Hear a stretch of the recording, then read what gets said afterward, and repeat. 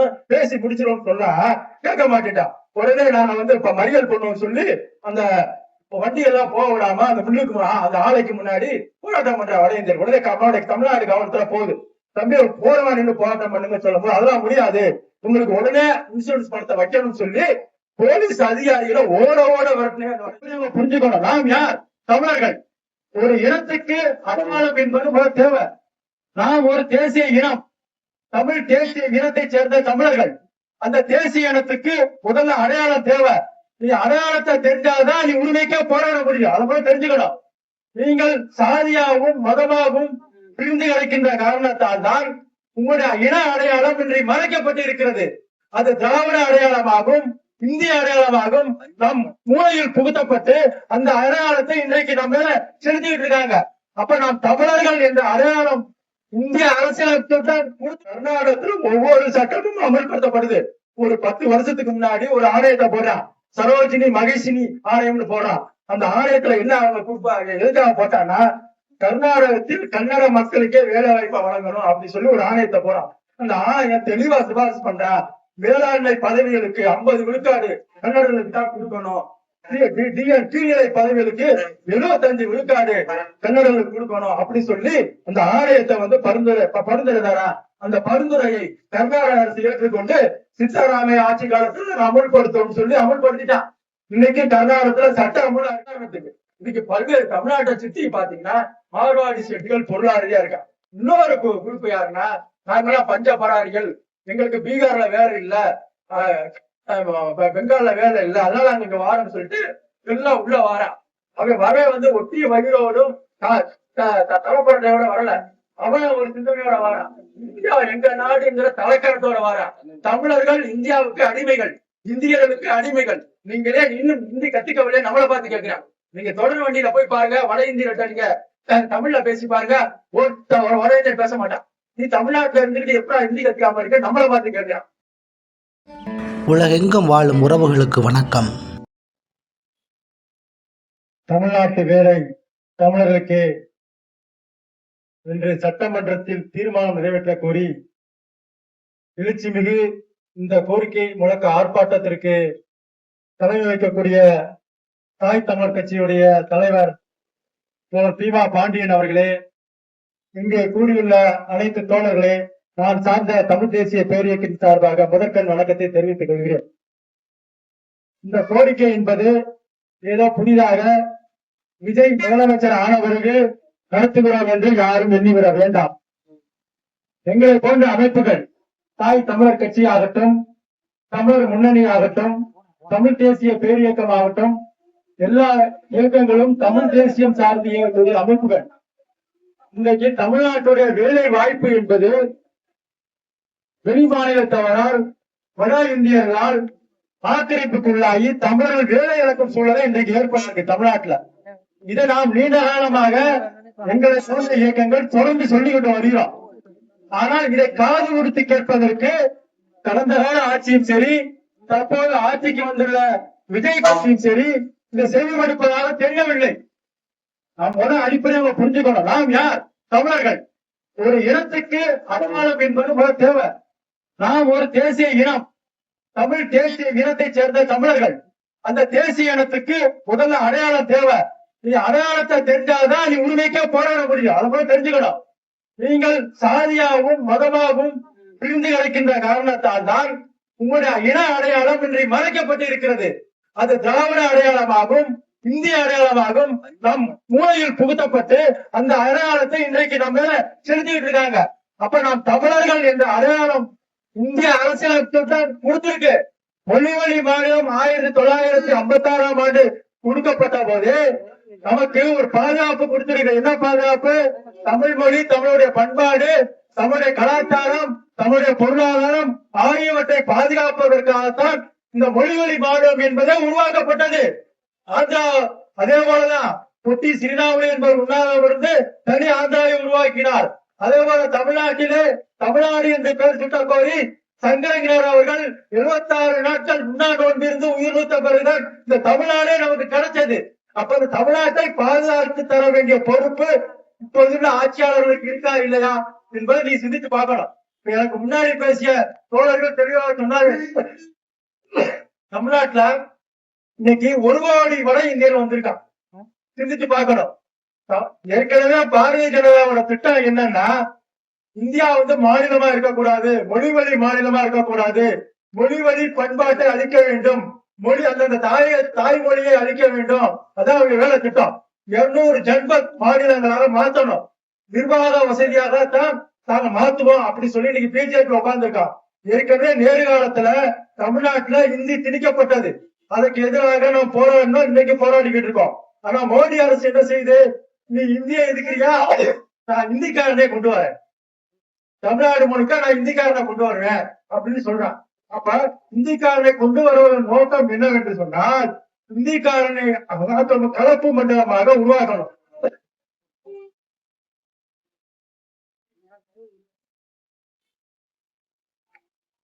தமிழ்நாடு தமிழர்களுக்காக நாடு கிடையாது. தமிழ்நாடு இந்திக்காரனை உள்ளடக்கிய ஒரு கலப்பு மண்டலம் அப்படிங்கறக்காகத்தான் இன்னைக்கு வட இந்தியர்கள் திட்டமிட்டு தமிழ்நாட்டுல இன்னைக்கு நுழைக்க போறான். நம்மளால கேட்பான், நம்மளால ஒழுங்கா வேலை பார்க்கறானா, அவன் தாராயம் நடிச்சு படுத்து கிடக்கானே அப்படின்னு நீங்க சொல்லலாம். ஆனா நான் கேட்கிறேன், சரி ரோடு ஓடுறதுக்கு நம்மளால வர மாட்டேங்கிறான், சாலை ஓடுறதுக்கு வர மாட்டேங்கிறான், கட்டணம் வரைக்கும் வர மாட்டான், போஸ்ட் ஆபீஸ்க்கு வர தயாரா இருக்கானா இல்லையா, பேங்குக்கு வர தயாரா இருக்கானா இல்லையா? இன்னைக்கு லட்சக்கணக்கான தமிழர்கள் பேங்க்ல பரிசு எழுதுறா, போஸ்ட் ஆபீஸுக்கு பரிசு எழுதுறா. ஆனால் தேர்ந்தெடுக்கப்பட்ட அனைத்து வேலை யாருன்னா வட இந்தியர்கள் தான். நீங்க பேப்பர்ல அந்நேரம் பார்த்திருப்பீங்க. போஸ்ட் ஆபீஸ் வேலைக்கு அண்மையில ஒரு போஸ்ட் ஆபீஸ் வேலைக்கு ஆள் எடுத்தாங்க. அதுல கிட்டத்தட்ட அது ஒரு தகுதி வச்சிருந்தான். 75 விழுக்காடு தமிழ்ல நீ அதிக மதிப்பெண் பெற்றா நீ தேர்வாகலாம். ஆனா பாஸ் ஆனவன் யாரு பார்த்தா வட இந்தியர்கள் காசை கொடுத்து பாஸ் ஆகிட்டான். இதுக்கு நம்ம கேள்வி கேட்ட பிறகு அந்த தேர்வையே மத்திய அரசு நிறுத்திட்டான். அதே போல பாலிடெக்னிக் தேர்வுல பேராசிரியர் தேர்வு எடுத்துங்க, அதுலயும் வட இந்தியர்கள் பூத்தப்பட்டாங்க. பல்வேறு அரசு பணிகள் இன்னைக்கு சாதாரண குப்பத்துல இருக்கக்கூடிய கிராமத்துல இருக்கக்கூடிய வங்கியில அந்த மேலாளர் இருக்கக்கூடிய வட இந்தியர் இருப்பான், இல்ல மலையாளியா இருப்பான். நீ நம்ம கிட்ட கேட்டு இந்த பாம்பை கொடுங்கன்னு கேட்டா பாட்டுவா என்னன்னு கேட்பா, இந்தி தெரியுமா தெரியாது போனோமா. அப்ப எல்லா இடங்களையும் மக்களுடைய தொடர்பு வழியா இருக்கக்கூடிய மக்களுக்கு தெரிந்த முறையில் பேசக்கூடிய அளவுல இன்னைக்கு எந்த வங்கி நிர்வாகம் கிடையாது. நீங்க எந்த பேங்க் போனாலும் பாத்தீங்கன்னா தெரியும், எல்லா வட இந்தியர்கள் தான் போட்டு வைக்கலாம். அப்ப அப்படிப்பட்ட ஒரு சூழ்நிலை நம்ம இருக்கோம். ஏன்னா இன்றைக்கு உலகம் முழுக்கம் இன்றைக்கு பன்னாட்டு சுரண்டல் என்பது நடந்து கொண்டிருக்கிறது. நோபல் பரிசு பெற்ற பொருளாதார நிபுணர், பொருளாதாரத்துக்காக பரிசு பெற்ற ஒரு நிபுணர் இருந்தாரு. அவர் பேரு டேவிட் ரிகார்டோ. அவர் சொன்னாரு, என்ன சொன்னார், புலம்பெயர்ந்த தொழிலாளர்கள் குறைந்த கூலிக்கு கிடைப்பார்கள், அதை நாம் பயன்படுத்திக் கொள்ள கூடாது. அது அப்படிப்பட்ட ஒரு தியரிய தவறான தியரி. ஏனால் இன்றைக்கு குறைந்த கூலிக்கு வருவார்கள், நாளைக்கு சமமான கூலி கேட்பார்கள். அந்த தியரியை நாம் முறியடிக்க வேண்டும் சொன்னார். இரண்டாவது சொன்னாரு, குறைஞ்சபட்ச கூலி கொடுப்பதால் அந்த தொழிலாளர்களுக்கு வேலை கிடைக்காது என்று சொல்வது அபத்தம் என்று சொன்னார். ஏன்னா குறைஞ்சபட்ச கூலி என்பது நிர்ணயிக்கப்பட வேண்டும் ஒவ்வொரு தொழிலாளிக்கும் என்பதை சொன்னார். யார் சொன்னார்? 1993 அந்த டேவிட் ரிகார்டோ சொன்னாரு. அவரு நம்ம நாட்டுக்காரர் கிடையாது, ஐரோப்பிய நாட்டுக்காரர். அவர் சொல்றாரு, புலம்பெயர்ந்த தொழிலாளர்களை நாம் வரவேற்க கூடாது, இதனால் உள்ளூர் தொழிலாளர்கள் பாதிப்புக்கு உள்ளாவார்கள். கருத்தை அன்றைக்கு சொன்னாரு. இப்ப இது ஒரு 3 வருஷத்துக்கு முன்னாடி சொன்னாரு. அப்படிப்பட்ட ஒரு சூழல்ல இன்றைக்கு திமுக எடுத்துங்க, அண்ணா காலத்துல என்ன கோரிக்கை வச்சாங்க? திராவிடருக்கு வச்சாங்க. அப்ப இன்னொரு கோரிக்கை வச்சாங்க, வடக்கு வாழ்கிறது தெற்கு தேர்கிறது அப்படின்னு சொன்னாங்க. இன்னொரு கோரிக்கை வச்சாங்க, வடவர்கள் நல்லவர்கள் அல்ல நம்மவர்களும் அல்ல அப்படின்னு கோரிக்கை வச்சாங்க. ஆனா இன்னைக்கு அதே வட இந்தியர்களை கூட்டிட்டு திமுக ஆட்சி காலத்துல நடந்தா சொல்றேன், அத்தனை வட இந்திய தொழிலாளர்களை வச்சுக்கிட்டு இன்னைக்கு வேலை பார்க்கறாங்க. அனைத்து எல்லா வேலைகளுக்கும் இன்னைக்கு வட இந்தியர்கள் தான். ஆனா திமுக தேர்தல் அறிக்கையில் என்ன சொன்னுச்சு? நாங்க ஆட்சிக்கு வந்தா தனியார் துறையில 75 விழுக்காடு வேலை வாய்ப்பை கொடுப்போம் சொல்லி சொன்னாங்க. ஆனால் அந்த 5 வருட காலத்துல என்னைக்காச்சும் திமுக ஆயுதம் இருக்குமா? 75% தனியார் துறையில வேலை வாய்ப்பு வாங்கி கொடுத்திருக்கோம் அப்படின்னு சொல்லி இன்னைக்கு வரைக்கும் மாற்ற முடியுமா? திமுகல முடியாது. இவரே நம்ம ஏற்கனவே பிடிஆர்ல அமைச்சர் சொன்னாங்க, ஐயோ வட இந்தியர்களுக்கு நாங்க விட்டு விட மாட்டோம், அவங்களுக்கு தேவையான வசதியை செஞ்சு கொடுப்போம் அப்படின்னு சொல்றாங்க. அண்மையில பீகாரி திமுக ஆட்சி காலத்துல பீகாரி ஒருவன் தாக்கப்பட்டதா சொல்லி வட இந்தியால இருக்கக்கூடிய ஒரு மீடியாக்கார பிஜேபிக்கார பிரச்சாரம் பண்ணிட்டான். அங்க கண்ணந்துண்டமாக பீகாரிகள் வெட்டப்பட்டு கிடக்கிறார்கள் என்று ஒரு பொய்யான பிரச்சாரத்தை பரப்பி விட்டான். உடனே அன்னைக்கு இருந்த ஸ்டாலின் துள்ளி குதிக்கிறாரு. ஐயோ தமிழ்நாட்டுல அப்படிலாம் எதுவுமே நடக்கல, நீங்க வேணா பீகாரி அதிகாரிகள் அனுப்பி வைங்க, இந்த பாருங்க பாருங்க எங்க போலீஸ் அதிகாரி அனுப்பி வைக்கிறோம், நீங்க ஒரு குழுவை அனுப்பி வைங்க, நாங்க பாருங்க பீகாரி மக்கள் பீகாரி வாழ்வதை விட தமிழ்நாட்டில் சுகபோகமாக வாழ்கிறார்கள், அவர்களுக்கு நாங்கள் வீடு கட்டி கொடுக்கிறோம். உடனே பயந்துட்டு தூத்துக்குடி பக்கம் போனாரு ஸ்டாலின். அங்க போய் ஒரு ஆஸ்பத்திரியில படுத்து கிடக்க ஒரு வட இந்தியரை பார்த்து, நல்லாதான் இருக்காரு, அவரை பார்த்து தம்பி நலமா இருக்கியா, உன் மேல யாரும் தாக்கல் வேற கேட்கிறார். அப்ப திட்டமிட்டு இங்க ஒரு பீகாரி தாக்கப்படக்கூடாதுங்கிற கருத்து எங்களுக்கு இருக்கு. அதே சமயத்துல பீகாரிகளுக்கு ஒரு ஆபத்து என்றால் துணி குதிச்சாங்க அது ஸ்டாலின் அரசு. இது இப்ப நடந்துச்சு. போன வாரம் இதே திருப்பூர் இந்திரா நகர்ல வட இந்தியர்கள் கிட்டத்தட்ட ஒரு 2000 பேர் குடியிருக்காங்க. நெசவு பகுதி, அது முழுக்க நூற்பாலை பகுதி. அந்த இந்திரா நகர் பகுதியில தமிழர்கள் ஏகப்பட்ட பேர் இருக்கான். அங்க வெப்ப பார்த்து அந்த வட இந்தியர் ரோட்ல நடக்கும் போது சத்தம் போட்டுட்டே போவாங்க, கூவுவாங்க, தண்ணி அடிச்சுட்டு அரைமுறையா ட்ரெஸ்ஸோட போவாங்க. இத அங்க உள்ள ஒருத்தர் கேட்கிறாரு. அவர் திமுக சேர்ந்தவர், திருப்பூர் பகுதியை சேர்ந்த நெசவாளர் பிரிவு அணியை சேர்ந்தவர். அவர் ஜெகதீஷ் அவர் பேரு. அவர் கேட்கிற, ஏப்பா ஒழுங்கா போக கூடாதா, எதுக்கு சத்தம் போட்டு போறீங்கன்னு சொன்னதுக்காக ஒரு 1000 பேரை கூட்டிட்டு வர அந்த வட இந்திய கூட்டிட்டு வந்து அந்த ஜெகதீஷ்ங்கிற அந்த ஆளை போட்டு அடிச்சு துவைச்சு அடிக்கான். அவன் ஆஸ்பத்திரியில மண்டை உடப்பட்டு ஆஸ்பத்திரியில படுத்து கிடக்கு. இது வந்து 10 நாளுக்கு முன்னாடி சம்பவத்தை நான் சொல்றேன். ஆனா அங்குள்ள மக்கள் கொந்தளிக்கிறாங்க. நாங்க தமிழ்நாட்டுல வாழ்றோமா இல்ல நாங்க பீகார்ல வாழ்றோமா தெரியல, அந்த அளவுக்கு வட இந்தியர்களை தொல்லை அதிகமாகி போச்சுன்னு சொல்லி அந்த இந்திரா நகர் மக்கள் சொல்றாங்க. இதுக்கு முன்னாடி திமுக ஆட்சியில ஒண்ணு நடந்துச்சு. வட இந்தியர்கள் வந்து திருப்பூர்ல ஒரு பாலிடெக்னிக் இருக்கு, சூலூர் நினைக்கிறேன். அந்த பாலிடெக்னிக்ல ஒரு தமிழ் மாணவன் படிக்கிறான். அந்த உணவு பரிமாறக்கூடியவன் வட இந்தியன். அப்ப அவர் கேட்கிறாரு, தம்பி தண்ணி கொண்டு வா, சாப்பாடு இல்ல இருக்குன்னு சொல்லும் போது, நீ யாரா சொல்றது சண்டைக்கு வந்திருக்கேன் அந்த வட இந்திய. உடனே நான் தண்ணி கேட்டா நீ கொடுக்க வேண்டியான்னு இவர் சொல்ல 2 வந்து தள்ளுமுறை ஆகி போச்சு. அதோட விலைக்கு விட்டாங்க. ஆனா அந்த வட இந்தியன் போய் வேலை பார்க்கிற, அந்த பாலிடெக்னிக்ல வேலை பார்க்கிற, வெளியே வேலை பார்க்கிற அத்தனை வட இந்தியனை கூட்டு வந்து அந்த தமிழ் மாணவனா அடிக்கான். இது சூழல் நடந்த சம்பவம். இப்படி ஒவ்வொரு சம்பவங்களை சொல்லிட்டு போற நேரம் கிடைக்காது. அந்த அளவுக்கு வட இந்தியனோட அட்டகாசம் கேள்வி கூத்தா இருக்கு. காவல்துறை கூட பாதுகாப்பு கிடையாதுங்க. இதே ஈரோட்ல ஒரு மில்லுல ஒரு போராட்டம் நடத்துறாங்க, ஒருத்தர் இறந்து போயிட்டான். அந்த மில்லுல தீவன உற்பத்தி ஆலை மில்லு, அந்த மில்லுல வந்து ஒரு வட இந்திய இறந்து போயிட்டான். அவனுக்கு நஷ்டஈடு கட்டி போராடுறாங்க. அந்த நிர்வாகம் என்ன சொல்லுது, தம்பி அதுக்கு இன்சூரன்ஸ் போட்டிருக்கோம், இன்சூரன்ஸ் அதிகாரிகள் வர சொல்லியிருக்கோம், அவங்களோட பேச்சுவார்த்தை நடத்தி உங்களுக்கு எவ்வளவு வேணும்னு பேசி முடிச்சிடும் சொன்னா கேட்க மாட்டேன்டா. உடனே நாங்க வந்து இப்ப மறியல் பண்ணுவோம் சொல்லி அந்த வண்டியெல்லாம் போக விடாம அந்த மில்லுக்கு அந்த ஆலைக்கு முன்னாடி போராட்டம் பண்ற வட இந்தியர். உடனே தமிழ்நாடு கவனத்துல போகுது, தம்பி போறவா நின்று போராட்டம் பண்ணுங்க சொல்லும் போது அதெல்லாம் முடியாது, உங்களுக்கு உடனே இன்சூரன்ஸ் பணத்தை வைக்கணும்னு சொல்லி போலீஸ் அதிகாரிகளை ஓட விரட்டினே வட இந்திய. இன்னைக்கு நீங்க பாத்தீங்கன்னா தெரியும், இந்த ஒரு வருஷத்துக்கு முன்னாடி நம்முடைய தமிழ்நாடு காவல்துறை மீது கை வைக்கலாம் பாருங்க. இந்த அளவுக்கு வட இந்தியர்களுக்கு இன்றைக்கு துணிச்சல் வந்திருக்குங்கிறத சில உதாரணங்கள் மூலமா நான் சொல்றேன். ஏன்னா இன்றைக்கு பல மாநிலங்கள்ல இதே திராவிட இயக்கங்கள் தமிழ்நாட்டு உரிமைக்காக நாங்க திராவிட நாடு கேட்டோம், மாநில சுயாட்சி கேட்டோம் அப்படின்னு சொல்லக்கூடிய இந்த திராவிட இயக்கங்கள் இன்னைக்கு தமிழ்நாட்டை ஆண்டிருக்காங்க. அதே நீங்க இத கர்நாடகத்தை பாருங்க, கர்நாடகத்துல ஒவ்வொரு சட்டமும் அமல்படுத்தப்படுது. ஒரு 10 வருஷத்துக்கு முன்னாடி ஒரு ஆணையத்தை போடுறான், சரோஜினி மகேஷினி ஆணையம்னு போடுறான். அந்த ஆணையத்துல என்ன அவங்க எதுக்காக போட்டான்னா, கர்நாடகத்தில் கன்னட மக்களுக்கே வேலை வாய்ப்பை வழங்கணும் அப்படின்னு சொல்லி ஒரு ஆணையத்தை போறான். அந்த ஆணையம் தெளிவா சிபாரிசு பண்றான், வேளாண்மை பதவிகளுக்கு 50 விழுக்காடு கன்னடர்களுக்கு தான் கொடுக்கணும், கீழ்நிலை பதவிகளுக்கு 75 விழுக்காடு கன்னடர்களுக்கு கொடுக்கணும் அப்படி சொல்லி அந்த ஆணையத்தை வந்து பரிந்துரை. அந்த பரிந்துரையை கர்நாடக அரசு ஏற்றுக்கொண்டு சித்தராமையா ஆட்சி காலத்துல அமல்படுத்தும் சொல்லி அமல்படுத்திட்டான். இன்னைக்கு கர்நாடகத்துல சட்டம் அமலா இருக்கு. அதே போல ஹரியானால இன்னைக்கு பிஜேபி பேசல, பாரத் மாதா கி ஜெய், பாரத் மாதா கி ஜெய் கத்துறான். அதே குஜராத்ல பிஜேபி என்ன பண்றான், அங்க கட்டார்னு சொல்லி ஒரு குஜராத் முதலமைச்சர் இருந்தாரு, அவரும் ஒரு சட்டம் கொண்டு வந்தாரு. என்னன்னா குஜராத் ஹரியானா மாநிலத்திலே அந்த மாநில மண்ணின் மக்களுக்கு வேலை வாய்ப்பு சட்டத்தை நான் கொண்டு வருகிறேன் 75 விழுக்காடு சொல்லி அறிவிப்பு செஞ்சாரு. அத நீதிமன்றத்துக்கு கொண்டு போறாங்க. நீதிமன்றமும் அந்த அரசு போட்ட தீர்மானம் செல்லும், அந்த மண்ணின் மக்களுக்கு வேலை வாய்ப்பு கொடுக்கலாம்னு சொல்லி நீதிமன்றமும் உத்தரவிட்டுச்சு. இன்னைக்கு ஹரியானால பிஜேபி ஆளக்கூடிய அந்த மாநிலத்துல மண்ணின் மைந்தருக்கான சட்டம் இருக்கு.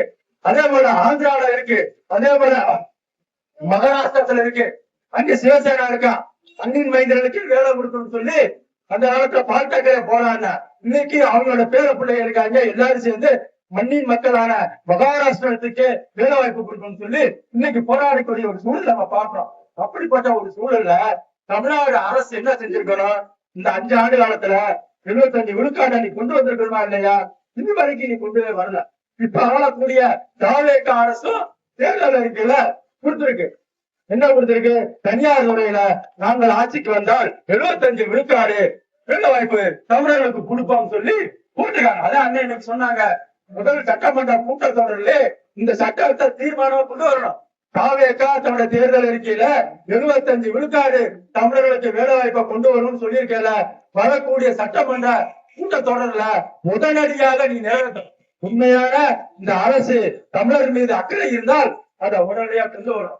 இன்னொரு கோரிக்கை நாம் வைக்கிறோம். இன்னைக்கு சில பேர் என்ன சொல்றாங்கன்னா, இந்தியாவுல யாரு வேணாலும் எங்க வேணாலும் வாழலாம், எங்க வேணாலும் வசிக்கலாம், எங்க வேணாலும் தொழில் வழங்கலாம் அப்படின்னு சட்டத்துல இருக்குல்ல, தமிழர்கள் போய் அங்க வாழலையா, கர்நாடகத்துல இல்லையா, மும்பைல இல்லையா அப்படின்னு சொல்லி சிலர் கேட்கிறாங்க. உண்மையில நீங்க இந்திய அரசியல் சட்டத்தை படிச்சவங்களுக்கு தெரியும். ஆர்டிகல் 19 சொல்லுது, கருத்துரிமை பற்றி சொல்லுது. என்ன சொல்லுதா? இந்தியாவில் வசிக்கக்கூடிய எந்த ஒரு குடிமகனுக்கும் கருத்துரிமை இருக்கு. அதே சமயத்தில் கருத்துரிமை என்பது இந்தியா ஒற்றுமையை பாதுகாக்காதவன் அவன் பேசணும், ஒரு வரம்பு ஒதுக்கிறான். அதே போலதான் அதே 19 ஆர்டிகல் 1 என்ன சொல்லுதுன்னா, இந்தியாவில் இந்திய குடிமகன் எந்த பகுதியிலும் குடியிருக்கலாம், வசிக்கலாம், வேலை செய்யலாம், தொழில் வழங்கலாம். அதே சமயத்தில் அந்த பகுதி மக்களுடைய வேலை வாய்ப்பையோ குடியிருப்பையோ அச்சுறுத்தக்கூடிய வகையிலேயே அமையக்கூடாது அப்படின்னு சொல்லி இந்திய அரசியல் சட்டம் அதே 19 உட்பிரிவு சொல்லுது. அந்த அடிப்படையில் தான் இன்றைக்கு வடகிழக்கு மாநிலங்களில் இருக்கக்கூடிய மிசோரம், நாகாலாந்து, அருணாச்சலம், சிக்கிம் போன்ற 4 மாநிலங்களிலே உள்நாட்டு அனுமதி சீட்டு முறை இருக்கு. இன்னைக்கு நம்ம கர்நாடகத்துக்கு போறோம், அதுக்கு விசா தேவையில்லை, பாஸ்போர்ட் தேவையில்லை, ஆந்திராவுக்கு தேவை கிடையாது. ஆனா நீங்க மிசோராமுக்கு போனா பாஸ்போர்ட் விசா தேவை. எல்லாம் கேட்கலாம், இந்தியாவுக்குள்ள இருக்கு, எதுக்கு போகணும்னு. ஏன்னா அங்க மண்ணின் மைந்தர்களுக்கான சட்டத்தை இந்திய அரசியலமைப்பு இருக்குது. உள்நாட்டு அனுமதி சீட்டு முறை. நீங்க ஒரு டூரிஸ்டுக்கு போனா ஒரு 100 நாள் அங்க இருக்கலாம். வேலைக்கு போனா மத்திய அரசு வேலையோ மாநில அரசு வேலையோ உன்ன நீ அங்க வேலைக்கு அனுப்புனா அரசுகிட்ட இருந்து ஒரு சர்டிபிகேட் வாங்கி நீங்க செக் போஸ்ட்ல கொடுக்கணும். அந்த செக் போஸ்ட்ல வெரிபிகேஷன் பண்ணி உங்களை லெட்டர்ல ஏத்துவான். கேட்டுட்டு அதுக்கு பிறகு உங்களை உள்ள விடுவான். எத்தனை நாள் இருப்பீங்க, வேலை விஷயமா வந்திருக்கா கேட்டுதான் உள்ள அனுப்பான். அப்படி நீங்க தொடர்ந்து இந்த விசா டைம் முடிஞ்சவரும் உள்ள இருந்துன்னா உங்களை வெளியே அனுப்பிடுவான். இன்னைக்கு இருக்கு அந்த 4 மாநிலங்கள்ல. இதுக்கு பேர் தான் உள்நாட்டு அனுமதி சீட்டு முறை, இன்னர் லைன் பெர்மிட் முறை. இது நம்ம பேருக்கு தெரியவே தெரியாது. இதைத்தான் நம்ம தமிழ்நாட்டு கேட்கிறோம். நாங்க வட இந்தியர்களை அடிக்கல உதைக்கல, சட்ட ரீதியாக தமிழருடைய வேலை வாய்ப்பை பாதுகாத்து கொடுத்தா சொல்றோம். இன்னைக்கு 2 வகையில நம்ம தமிழ்நாடு சிக்கி இருக்கு. ஒண்ணு, மார்வாடி சேட்டுகளோட ஆதிக்கம் இன்னைக்கு தமிழ்நாடு முழுக்க அவன் தான் இருக்கான். இன்னைக்கு ஒரு எந்த நீங்க மதுரைக்காரன், மதுரையில சொல்றேன், மீனாட்சி அம்மன் கோயிலை சுத்தி நீங்க பாத்தீங்கன்னா மார்வாடி சேட்டுகள் தான். எலக்ட்ரிக்கல் கடையில இருந்து, செல்போன் வியாபாரத்துல இருந்து, செல்போன் கவர்ல இருந்து எல்லாம் பெண்கள் அணியக்கூடிய அந்த கவரிங் நகைகள், ஃபேன்சி ஸ்டோர் என்று சொல்லக்கூடிய அத்தனையும் பாத்தீங்கன்னா இன்னைக்கு வட இந்தியர்கள் தான். இன்னைக்கு அந்த இருக்கக்கூடிய மத்திய தொகுதி இருக்கு பாத்தீங்களா, மத்திய தொகுதியில கிட்டத்தட்ட தேர்தல் வாக்காளர் எண்ணிக்கை தமிழர்களை விட அதிகமா இருக்கான்.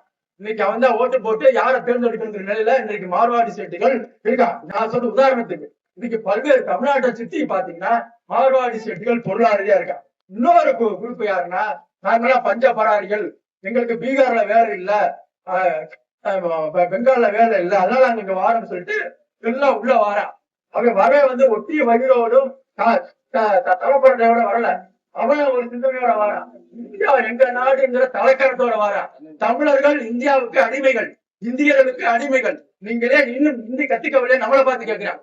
நீங்க தொடர் வண்டியில போய் பாருங்க, வட இந்தியர்கிட்ட நீங்க தமிழ்ல பேசி பாருங்க, வட இந்தியர் பேச மாட்டான். நீ தமிழ்நாட்டுல இருந்துட்டு எப்படா ஹிந்தி கத்துக்காம இருக்க, நம்மளை பார்த்து கேட்கிறான். நீங்க ரிசர்வேஷன் அந்த முன்பதிவு செய்யக்கூடிய அந்த பெட்டி முழுக்க பார்த்தா வட இந்தியாவில இருப்பான். நம்மால முன்பதிவு பண்ணிட்டு சேர முடியாது, உட்கார்ந்து இருப்பான். நம்ம காவல்துறை வேடிக்கை பார்த்துட்டாங்க. இப்படிப்பட்ட ஒரு சூழல் தான் இன்னைக்கு எல்லா இடங்களையும் பாக்குறோம். இன்னைக்கு நம்ம என்ன சொல்றோம்னா, உள்நாட்டு அனுமதி சீட்டு முறையை உடனடியாக தமிழ்நாடு அரசு சட்டமன்றத்தை தீர்மானம் எடுத்து டெல்லிக்கு அனுப்பணும். வடகிழக்கில் இருப்பதை போல எங்களுக்கு அந்த உரிமையை தர வேண்டும் என்று சொல்றோம். எங்களுடைய தமிழ் தேசிய பேரியக்கம் தொடர்ந்து இதுக்காக போராடிக்கிட்டு இருக்கு. 2018 இருந்து 12 தொடர்ந்து நீங்க பாத்தீங்கன்னா தொடர்ந்து போராடிக்கிட்டு இருக்கோம். அதே போல கர்நாடகத்துக்கு நம்ம கோரிக்கை வைக்கிறோம். இங்க தாய் தமிழ் கட்சி என்ன கோரிக்கை வச்சுட்டோ அதே கோரிக்கை தான். என்ன மேகதாட்டு அணையை தடுத்துவதை நிறுத்தணும். காவிரி தராத கர்நாடகத்துக்கு நெய்வேலி மின்சாரத்தை அனுப்பக்கூடாது. இன்னைக்கு பெங்களூர் நகரமே எப்படி எரியுதுன்னா தமிழ்நாட்டுக்கு செல்லக்கூடிய மின்சாரத்துலதான் இன்னைக்கு கர்நாடகத்துல பெங்களூர் நகரமே இயங்குது. அதை ஒரு நாள் நிப்பாட்டி பார்ப்போம். கர்நாடகத்துக்கார பயந்து ஓடி விடுறான். இந்த வீரப்பனுக்கு பயந்தா வீரப்பனை கொண்டு விட்டாங்க. இன்னைக்கு யாருக்கும் கர்நாடகத்துக்காரன் பயப்பட மாட்டான். தண்ணி தர முடியாதுங்கிறான். மேகதாட்டுல அணை கட்டினா ஒரு சொட்டு தண்ணி கூட தமிழ்நாட்டுக்கு கிடைக்காது.